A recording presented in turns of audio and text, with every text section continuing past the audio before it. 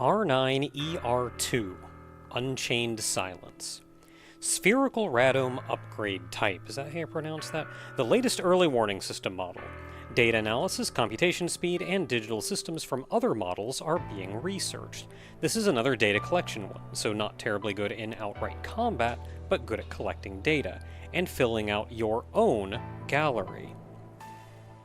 It is a variant of the data collection. I'm not entirely sure what the difference is, though, other than equipped systems.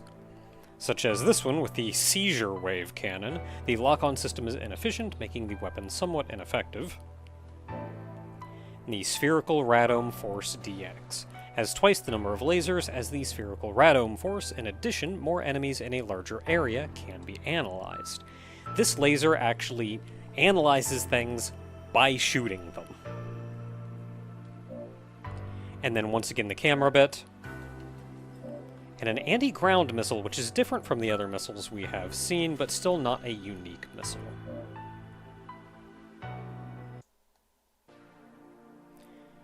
Stage Y3, Geirrod Fortress Strategic War. This is actually a stage from R-Type Tactics 2. So how do you make a stage out of a tactics game? Well, you have to make much of the stage in the same way, but the layout is very similar. Right here, as an example, that is a branching path. The two orbs that you go either above, between, or below will determine which of the three paths we go on. I chose the top path, which has you fly up towards the farthest up entrance.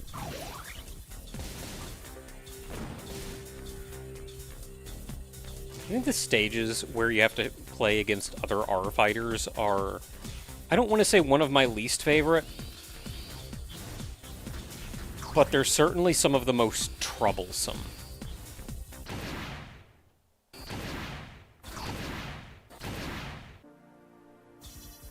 Couldn't fly into that wall, I'm not sure why.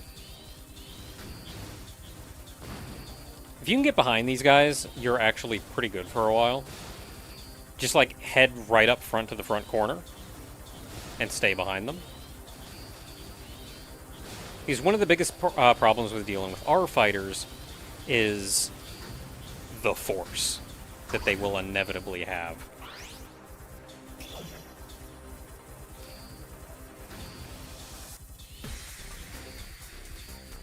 Thankfully, these enemies aren't attacking us. We're not getting score, but I'm not playing for score, I'm playing for completion. So we just went through entrance D1. You can see the label in the background pointing to where it is. The other entrances are actually D2 and D3.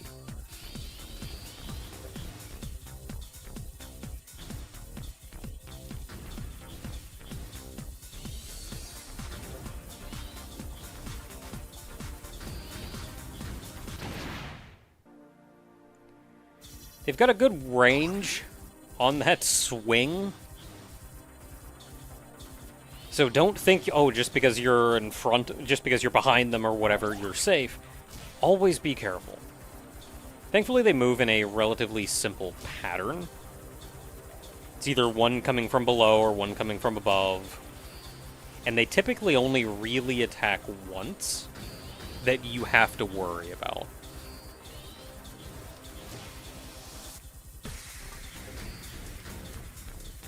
Keep your distance from them. They're close-range fighters. They want you to be close to them. Don't be close to them.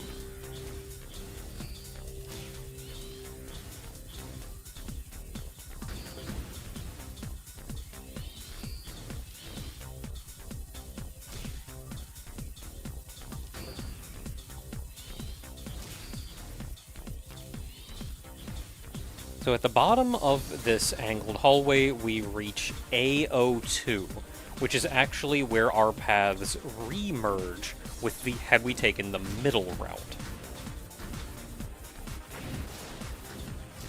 It is very likely the path we just came from was AO1. AO1, DO1, AO2, DO2. I thought he would die. before the fire reached me.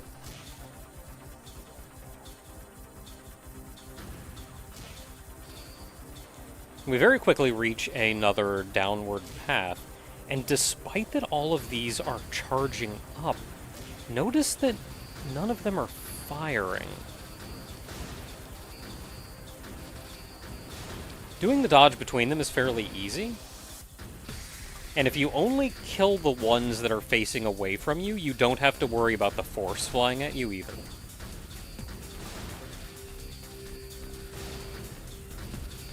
So this takes us now down to A03, which is where, had we taken the bottom route, it would re-emerge here, the bottom route being D03. And if you remember the images that I put up at the start of the stage, you could actually see how the 3 different paths entered the level, and then combined and worked their way down. The layout of this stage, even though the final was not a traditional R-type game, the layout of this stage is identical to the Tactics stage, which is wonderful.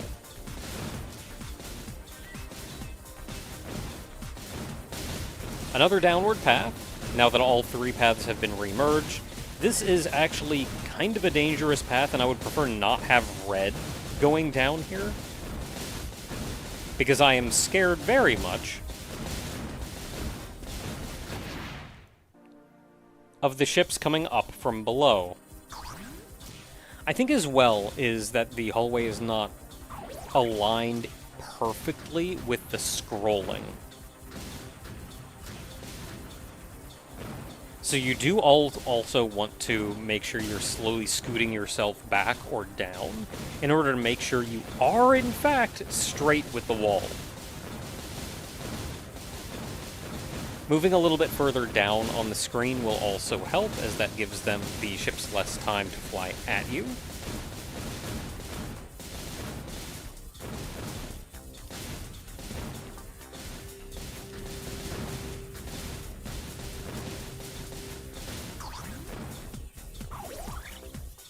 And that brings us down to A04.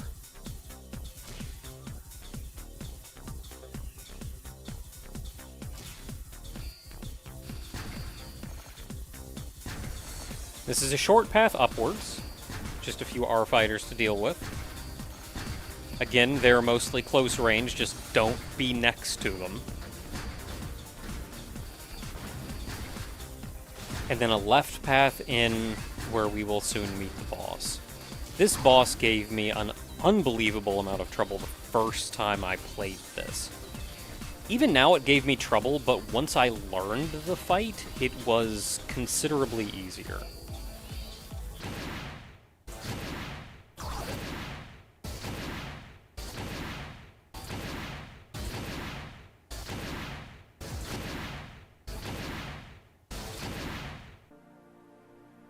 It took me a second to learn the fight. So force on your back, wait for that POW armor to show up before you kill it, and grab its power-up. It will be blue, you need that blue. If you kill it while it's off screen, it will take too long for the power-up to float on screen, and you won't be able to get blue in time to help. Once you have blue, kill these 3 R fighters in the upper right. Absolutely required. Then, grab red. You will need red. Do not grab yellow. Yellow is a death sentence.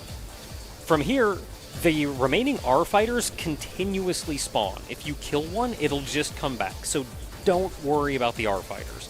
Your goal is the machine in the upper left. Just do a little dance between the green ones. Stay between the green ones, dodge around to the red to get back between the green ones on the right again. Keep this up for a minute, and eventually they die.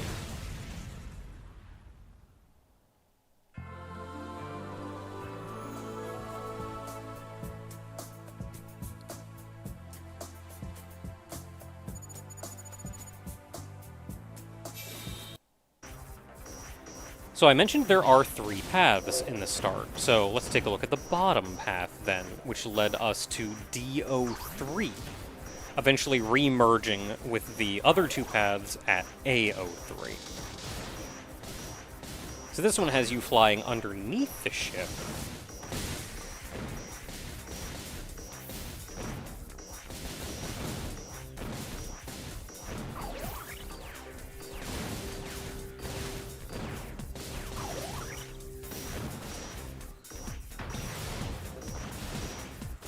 Some regular R-fighters, nothing too dramatic to worry about. None of them have forces, so you can simply power them down. Do be wary of the fire shooters.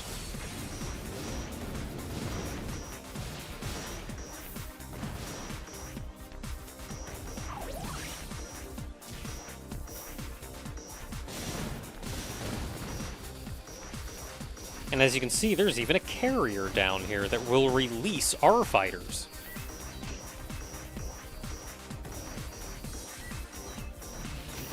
So I do not know the details of this particular fight in R-Type Tactics. But I do know in Tactics 2, it involved fighting between two different human factions. One that was pro using Bido technology, and the other that was not. This was all during a lull in Bido activity, so they were wanting to lull down the use of Bido technology. Then, of course, the Bido attacked again anyway. So I'm not sure who this faction is that we are playing against. If we are the pro-Bido or anti-Bido faction.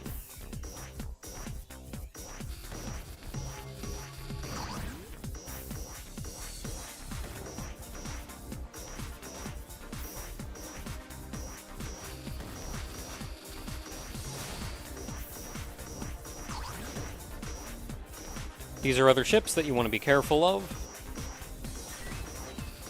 The long laser is very instantaneous. You do not have time to dodge it by sight. Just don't be in front of them.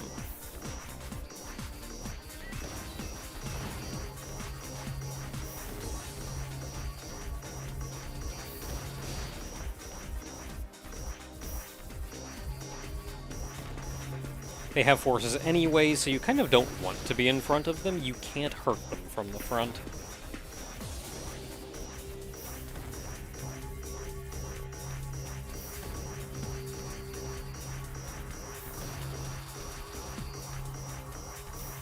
And then we come to the A3 junction, which is where our path would re-merge with the other two paths.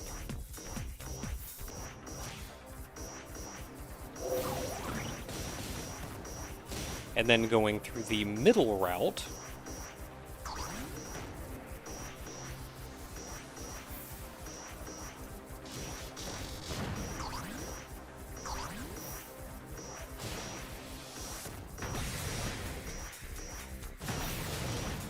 the intro seems mostly the same. A number of R fighters, some shield users. Especially using my murder roll machine, the shield users really are not much, as this weapon can pierce through their shields very quickly. So this is going up to D2 now, to another large battleship that's parked. So dodge their lasers, as long as you're not standing in front of them from the start. That's not difficult. You can even destroy the bridge of the ship. Which, if you do, you don't even have to be in front of the R-fighters up top.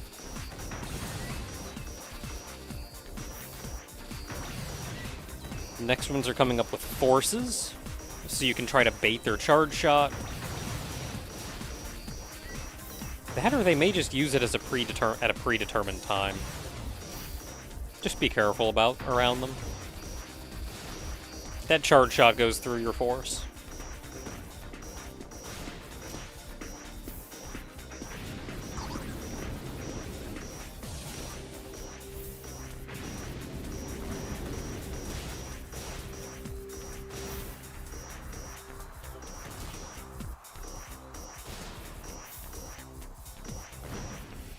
A number of flamethrower ships again, still nothing we haven't dealt with already. None of them have forces, so they're fairly easy to deal with. If you're not confident you can kill one in time, do not stand in front of it, the fire will kill you. And then this is Junction AO2, which is where our path recombines with the top route.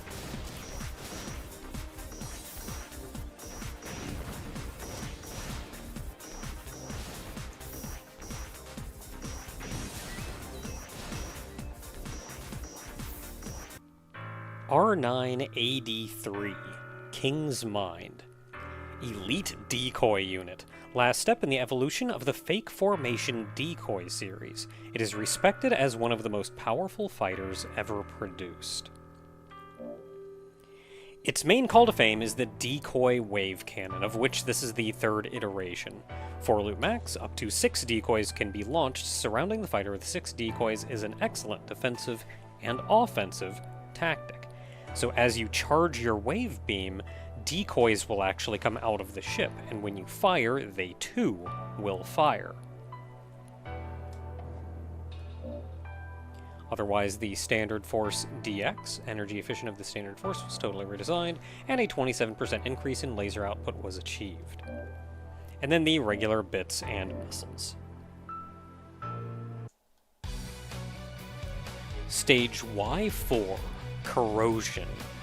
This is actually Invasion from R-Type Delta. All around, remade fairly faithfully. Of course, we have to die so we can change ships. It is another vertical stage, but for the most part, I found despite being a vertical stage, it is still horizontal friendly.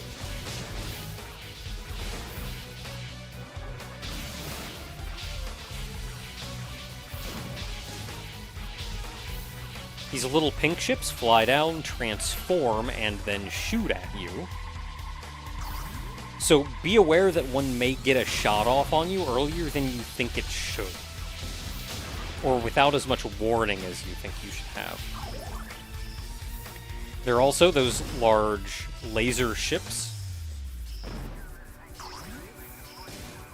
The lasers they fire do have a bit of a tell before they fire off, but they are aimed, so be careful.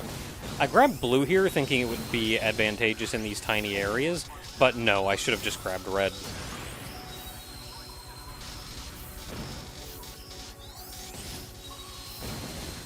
Blue is good when it can bounce around in an area and clear out a lot of weaker enemies.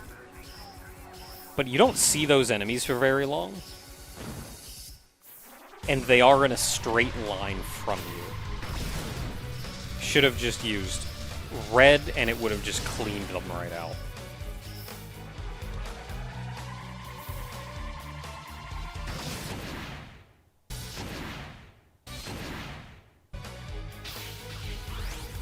And that was them transforming and getting the shot off. So, force behind you. I was debating trying to put force on front to take care of the larger carrier, but no, it's far more efficient to just put all the force on your back to take care of all these cannons and everything. If you don't even kill the large carrier, it's kind of whatever. But once you've killed all the cannons, you can go ahead and swap the force around if you really want to kill it.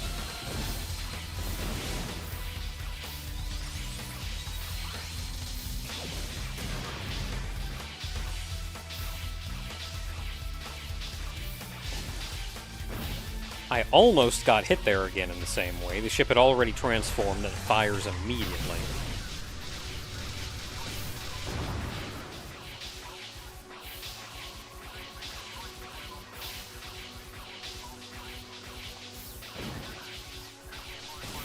And now when I see them, I'm starting to play a little more defensively. I see them and I back off and let them transform before I then try to go up and hit them with the corner of the DNA beam or the bits firing.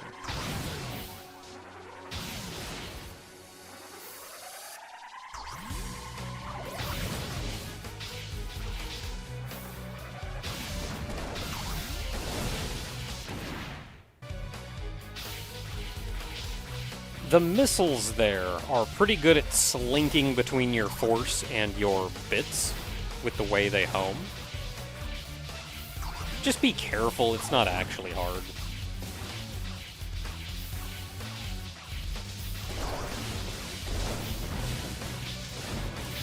You can see I did almost the exact same thing there again, and the second time I lived.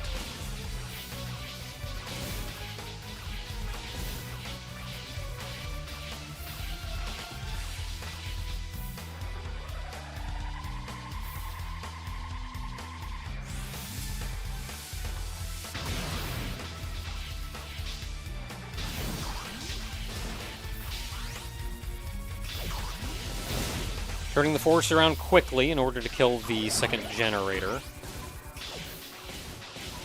Otherwise, I'm still going to keep the force on the right for this area. This is one of the more iconic sections of the level.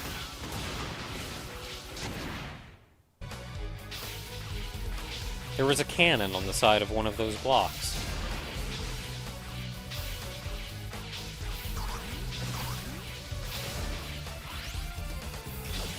You're still typically best off force on the back to kill the one, then force on your right and just hang on the left side of the screen. All of the blue-colored blocks in the background will eventually extend out.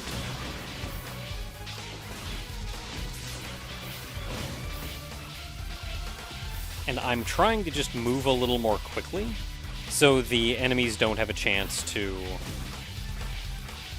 show up and shoot at me. Like the turrets on the side of the blue blocks. I think I still got a little bit lucky there with some of them simply not firing.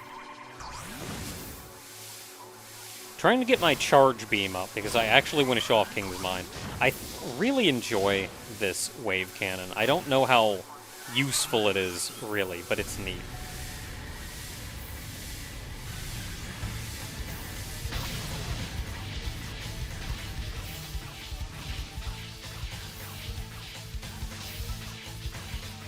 This boss only really has one attack, which is these missiles.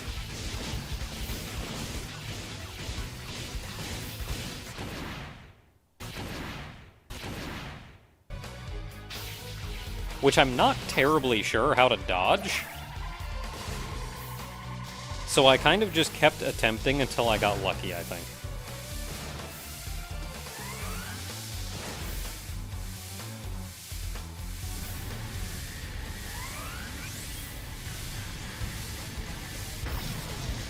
The charge shot at the beginning of this fight, I think, does a substantial amount of damage to it.